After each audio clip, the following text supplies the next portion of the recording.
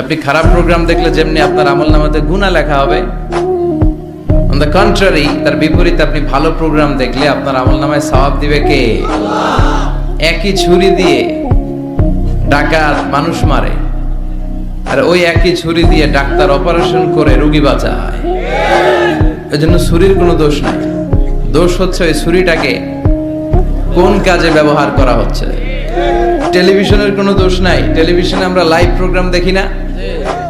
কাবা ঘরে কখন কোন সালাত হচ্ছে, যারা তাইফিন তাওয়াফকারী তারা কিভাবে তাওয়াফ করছে, মসজিদে নববীতে ঠিক এই মুহূর্তে কি পরিবেশ, কিরকম মানুষের সমাগম, তার সবগুলো দেখার সুযোগ আছে না নাই? ওখান থেকে যদি আপনি তেলাওয়াত শোনেন, আপনার উপর রহমত নাজিল করবে কে? কিন্তু আপনি যদি অশ্লীল ভিডিও দেখেন, নাচ দেখেন, গান দেখেন, গুনাহ আছে না নাই? তার মানে টিভি দেখাতে কোনো দোষ নাই, দোষ হচ্ছে আপনি কি দেখছেন সেই প্রশ্নে। চিল্লায় বলেন ঠিক কিনা?